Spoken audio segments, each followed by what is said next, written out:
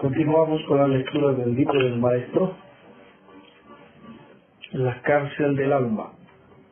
La mente solar es un lujo de extraordinaria belleza e indecibles poderes. Cuando Jesús alcanzó ese magnífico triunfo, montó en el burro de la mente lunar y entró triunfante a la Jerusalén celestial, donde fue aclamado y victoriado por inocentes y sabios. El burro es el símbolo inequívoco de la mente estulta e ignorante a la que debemos poner bajo absoluto control, montando sobre ella y manejándola con freno y bozal, como al burro, para que no pueda llevarnos al despeñadero, al abismo de la muerte y de la nada. La mente es un instrumento que se nos fue dado para los procesos de la conceptuación y de la lógica. Todos necesitamos en la vida tener un instrumento mediante el cual podamos penetrar en todo el proceso de la relación con los demás.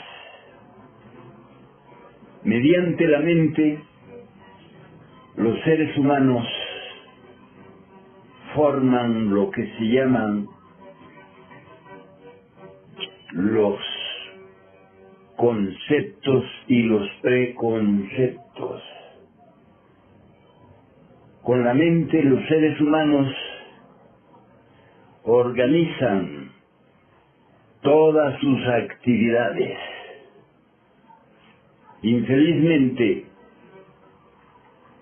después de la caída paradisíaca, la mente se convirtió en un instrumento conflictivo. La mente que teníamos en el amanecer de la vida era la mente inocente, era la mente mediante la cual no solo nos relacionábamos con los humanos, sino también con los divinos. Pero después de la caída paradisíaca, la mente se convirtió en el instrumento del ego, del mí mismo, del sí mismo. Entonces los seres humanos comenzaron a vivir conflictivamente. Afortunadamente, existe el proceso esotérico de deshacernos de esa mente lunar y crearnos una mente solar, mediante la transmutación de las aguas de la vida. El hombre y la mujer pueden renunciar a la mente conflictiva y fabricarse una mente objetiva, una mente de tipo solar, mediante la cual podemos penetrar en los grandes misterios de la vida y de la muerte.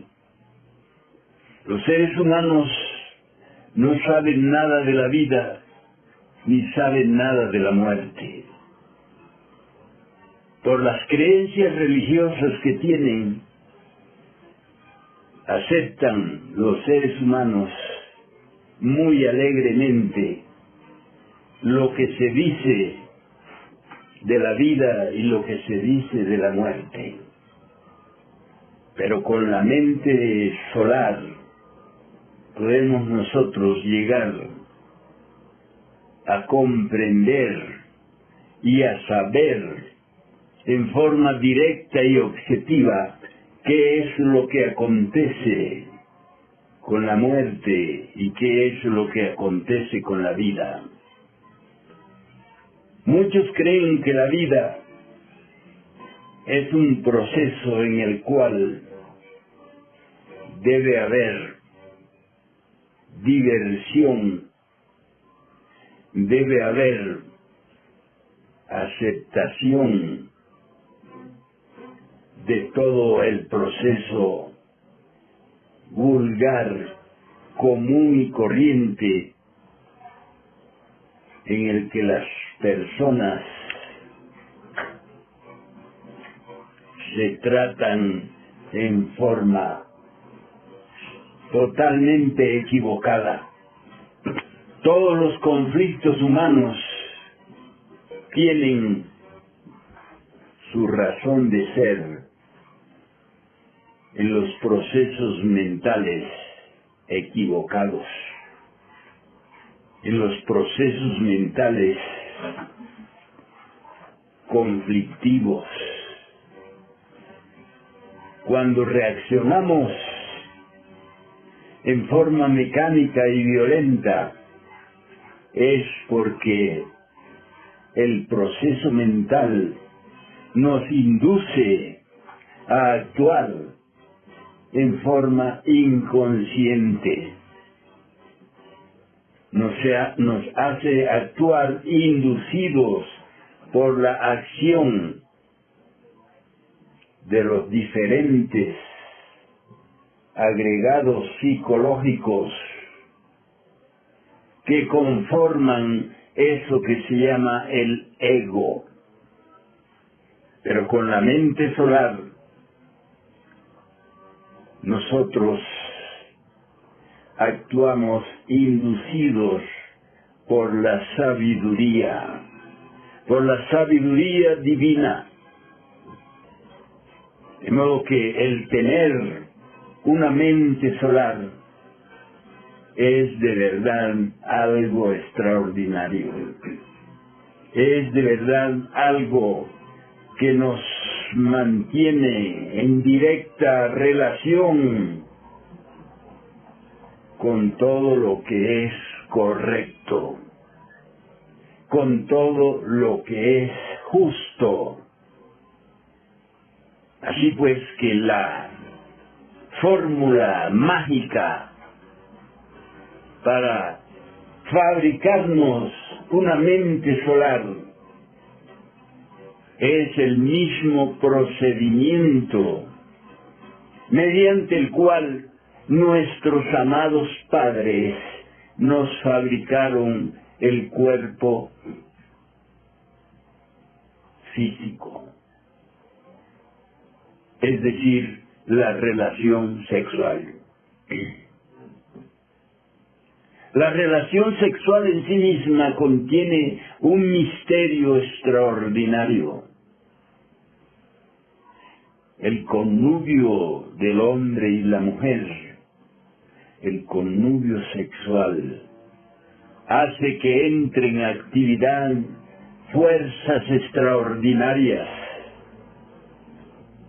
Infelizmente, la humanidad tiene el lastre de eso que se conoce como pecado original, es decir, una relación sexual animalesca, una relación sexual en la cual no se gana nada y se pierde todo. De modo que durante ese acto extraordinario que se llama connubio sexual o relación sexual, en ese acto está lo que se llama el principio de la relación con la divinidad. Cuando el hombre y la mujer se retiran del acto sexual sin violar el sexto mandamiento de la ley de Dios, entonces se desarrolla en su mundo interior todo un proceso de luz, todo un proceso de crecimiento, de desarrollo, de transformación. Así pues que el acto sexual no es simplemente el acoplamiento vulgar del falo y la vagina. En esa relación está el principio de la redención, de la emancipación espiritual del ser humano. De modo que de esa relación pueden surgir los cuerpos existenciales superiores del ser. Y uno de esos cuerpos es el cuerpo solar de la mente. ¿Quieren preguntar algo a este respecto?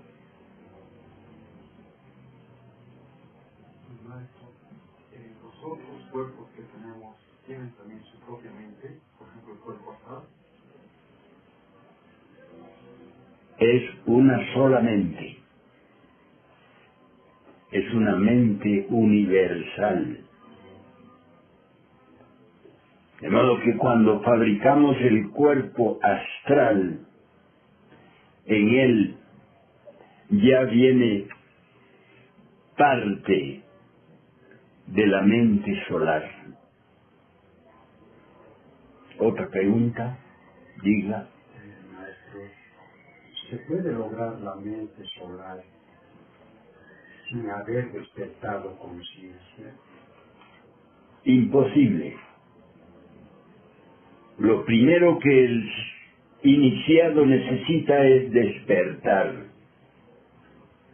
Cuando está despierto, puede trabajar con los otros aspectos de su vida interior. De modo que es necesario estar despierto. De ninguna manera una persona dormida puede trabajar con la transmutación de las aguas de la vida. De modo que cuando ingresamos a estos estudios, cuando aceptamos que estamos dormidos, de inmediato comenzamos a despertar. El despertar tiene varios grados. Hay el estado despierto de los principiantes y hay el estado de conciencia despierta de aquellos que han avanzado con el estado de alerta, con la íntima recordación de sí mismos. Aquel que durante el día se recuerda a sí mismo, aunque sean pocos momentos, está desarrollando su propio despertar, su propia conciencia. Así es que normalmente aquellos que trabajan en la novena esfera ya tienen un grado elevado de conciencia de sí. De lo contrario no podrían. Así es que el despertar se procesa en grados, en escalas, según sea el interés, según sea el querer, según sea el esfuerzo. Maestro, la mente tiene relación con el centro intelectual y afecta a los demás centros también. Cuando uno de los centros toma lo que se llama nuestra atención, hace que nos identifiquemos y nos olvidemos de los otros centros. De modo que los procesos mentales subjetivos, lunares, negativos, afectan en esa forma a los demás centros. Es decir, hace que nos olvidemos de ellos. ¿Alguna otra pregunta? Maestro, ¿qué pasa cuando logramos la mente solar en la personalidad? La mente solar no es de la personalidad, es del alma, es de la esencia. La personalidad es el vehículo de expresión del ego. De modo que cuando comenzamos a trabajar sobre sí mismo, la fuerza de la personalidad y la fuerza de la esencia cambian de signo. La esencia se vuelve más y la personalidad se vuelve menos. Eso acontece cuando trabajamos correctamente con la recordación de sí mismos y con la autoobservación.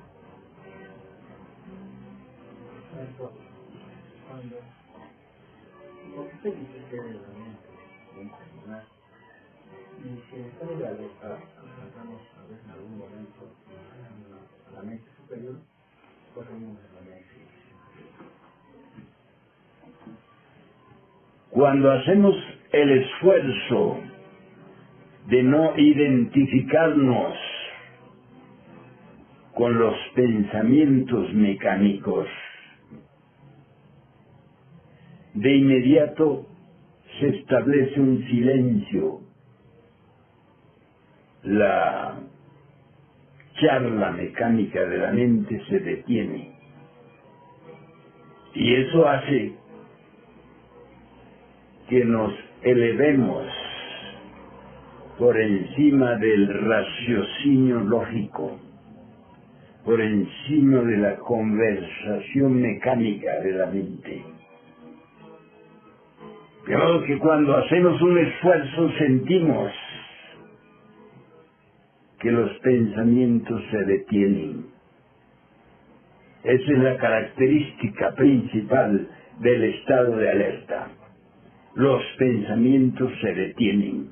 El raciocinio lógico se detiene. Entonces entramos en un estado interior de silencio, de percepción superior de las cosas. Como cuando alguien nos insulta. Si estamos en estado de alerta,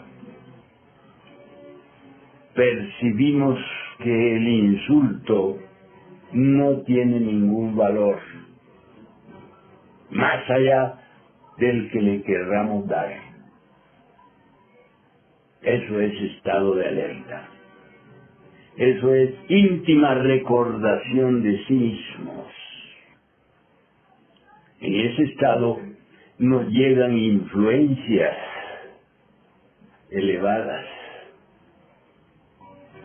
Pero si estamos en el proceso ese de la mecanicidad pensante, no nos llega ninguna influencia superior. Entonces reaccionamos violentamente, negativamente. Entonces nos sentimos heridos, lastimados y con deseos de vengarnos. ¿Qué es lo primero que hace una persona cuando alguien le hace algo? Intenta vengarse. Intenta dar de lo mismo que le han dado. ¿Has entendido?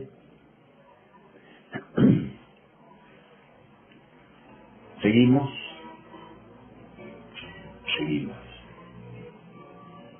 Ascender como águila rebelde a las majestuosas e inmortales alturas de la materialidad 12 equivale a tener en propiedad permanente el centro intelectual superior, con el cual establecemos la comunión total con Atman el inefable, con el Padre que está en secreto.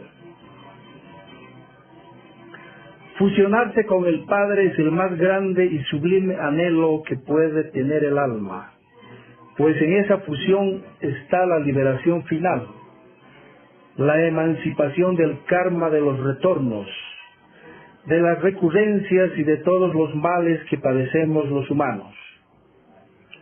La materialidad 12 es sin lugar a dudas la zona hexagonal, hexadimensional, el mundo de las causas naturales, el nirvana de los budas, donde la vida universal fluye libremente como un torrente de materialidad solar.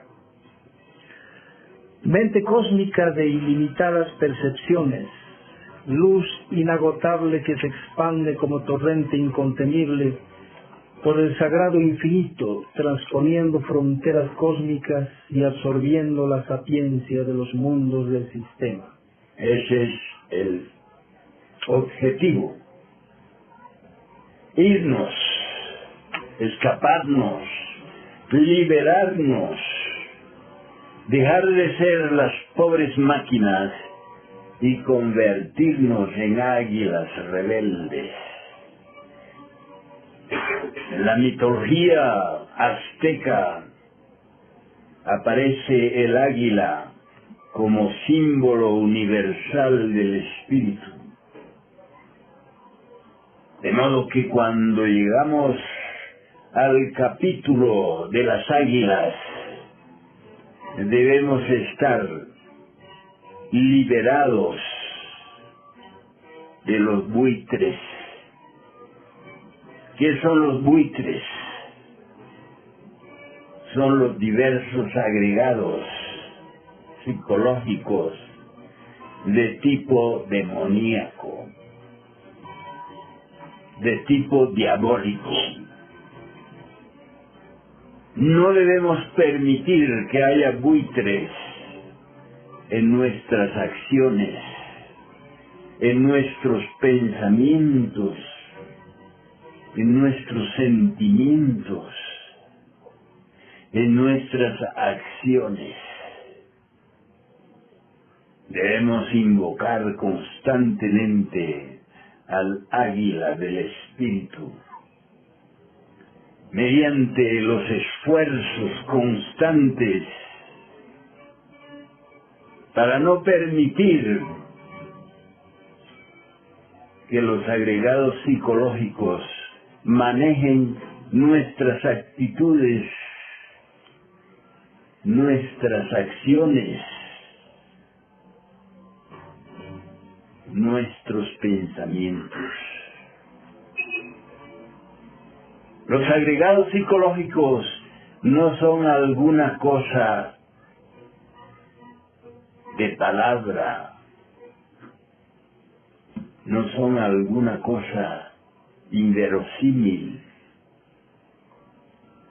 Los agregados psicológicos son vivos, son como personas dentro de las personas que hablan y piensan y accionan. Liberarnos de ellos solo es posible estando en ese estado de alerta en que estaba el héroe Perseo cuando corta la cabeza de la medusa. Ya sabemos que alegóricamente la medusa es el ego con sus diversos agregados, con sus diversos yoes. De modo que el estado de alerta es el escudo con el que nosotros combatimos la acción de esos agregados, de esos yoes, de la ira, de la codicia, de la lujuria, de la envidia, de la pereza, del orgullo, etcétera, etcétera. Si no estamos alerta, caemos en lo que se llama la tentación. Caemos en la rabieta, caemos en el odio, caemos en todo lo que corresponde al ego pluralizado. De modo que no debemos distraernos. Debemos siempre cumplir con el precepto evangélico que dice velad. Velad y estar alertas es lo mismo. Alertas como vigía en épocas de guerra. ¿Algo que quieran preguntar? No tengan temor de preguntar. Maestro, estos yoes que conforman en los mundos internos hacia nuestra personalidad, se pueden ver en el mundo de los sueños y características personales que manifestan. Los sueños no nos dicen nada, porque soñar es como estar identificado. Pero si alguien está despierto, alerta, cuando está fuera de su cuerpo, entonces sí puede ver a los yoes. Son entidades muy feas. Unos parecen perros, otros parecen serpientes horribles, otros se parecen al toro, otros se parecen al chancho. ¿Cuál es el demonio que tiene cara de chancho? La gula. De modo que así los podemos ver y podemos identificarlos. El toro negro representa siempre al demonio de la ira. Y así sucesivamente, cada uno de estos demonios tiene sus propias características y se manifiestan en forma de ronda. Sale un yo psicológico y entra otro yo psicológico. Para librarnos de la ronda de los yoes tenemos que estar alertas.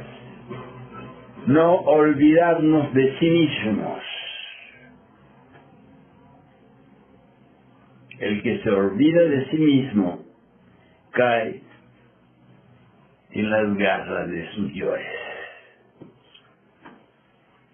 Entonces comienza a hacer y decir todas las estupideces que dice y hace todo el mundo. Así es que el estado de alerta es el más poderoso instrumento de la realización, del despertar, del avanzar en eso que se llama el nivel de ser. Si nos agarramos una rabieta, eso quiere decir que nuestro nivel de ser es igual al de todo el mundo. Si nos agarramos una borrachera, eso quiere decir que nuestro nivel de ser está todavía en el nivel de la glotonería y la borrachera. De modo que debemos nosotros aprender a estar en todo y no ser víctimas de nada. La mente común y corriente con sus grilletes de tortura no vale absolutamente nada. Esa mente debe quedar convertida en cadáver y entregada a la luna para que se alimente. Debemos estar dispuestos a sacrificar los más bellos pensamientos, las más sublimes intenciones de la mente lunar, si es que en verdad queremos adquirir y descifrar los mensajes del pensamiento átmico. La verdad suprema jamás podremos vivenciarla si seguimos embotellados en los dualismos subjetivos, en los conceptos supuestos, en los puntos de vista, en las actitudes, en los supuestos, en las razones, en los alegatos, en los pros y en los contras, en lo bueno y en lo malo, etcétera, etcétera. El conocimiento de sí, que tanto pregonaron los sabios antiguos, resulta algo más que imposible si no tomamos en cuenta que la ignorancia de sí está contenida en la concepción mental que se tiene de sí mismo. Eso. ¿Qué es lo que pensamos de sí mismos? Dicen así la gente, ¿quién te piensas tú que eres? Lo que pensamos de sí mismos está muy relacionado con los propios defectos. Si pensamos que somos más que alguien, ya estamos encarcelándonos. Me contaba el maestro Samael que él quería conversar con uno de los jerarcas de la Logia Blanca. Y cuando fue a buscarlo, lo encontró conversando con una ancianita, arrugadita. Y no tuvo la paciencia de esperar. Intervino en la conversación de aquel ser con la viejita. Y le dijo, maestro. Y el maestro lo miró indignado y le dijo, ¿te crees más que ella? Así pues que lo que creemos de nosotros mismos nos hace cometer graves errores. De modo que debemos siempre considerar que mientras no estemos en el cielo, en la tierra nos veremos. Este axioma de la sabiduría oculta nos indica que antes de alcanzar las alturas de la iluminación suprema, tendremos siempre algo de terráqueos en sí mismos. Así es que nunca debemos creernos más que nadie. Nunca debemos creer que somos más que una insignificante ancianita que camina por la vida doblada por el peso del sufrir y del dolor. Aquel pasaje del Evangelio, niégate a ti mismo, toma tu cruz y sígueme, es algo muy poderoso. Niégate a ti mismo. Eso contiene un peso esotérico extraordinario. Cuando reaccionamos autodefendiéndonos, queriendo vengarnos, queriendo que se nos tenga en una alta estima, no nos estamos negando a sí mismos. estamos desconfirmando al ego. No se olviden que el ego debe morir cada vez que se aparezca en nuestra mente o en nuestras emociones alguno de estos agregados de tipo infrahumano. ¿Qué debemos decirle? ¿Qué debemos responderle a sus tentativas de manejarnos?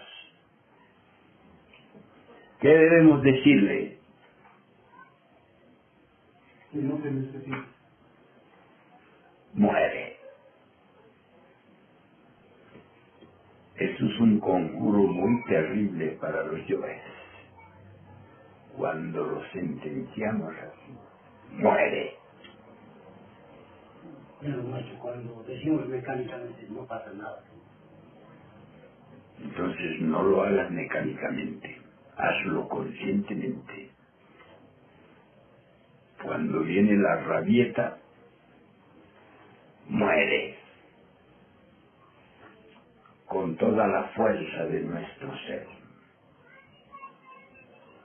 Así es como los defectos comienzan a debilitarse.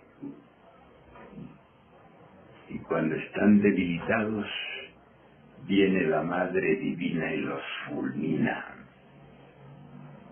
No le pidan a la Madre Divina que les elimine un defecto que ustedes no lo han puesto en cuarentena, en aislamiento, en capitulum mortum. Maestro, ¿cuál es el origen del ego? Y si podemos formar nuevos dioses continuamente sin que hayan venido dos vidas, ¿cómo se originan nuestros dioses? Toda la organización egoística se formó cuando desobedecimos el mandato divino de no comer el fruto prohibido. La energía sexual es una energía creadora, proyectada hacia adentro y hacia arriba crea dioses, proyectada hacia abajo crea demonios. Así es como surgió el ego en la vida de los seres humanos. Gracias por escucharme. Y no se olviden de sí mismos, ni de día ni de noche. Paz y bendición.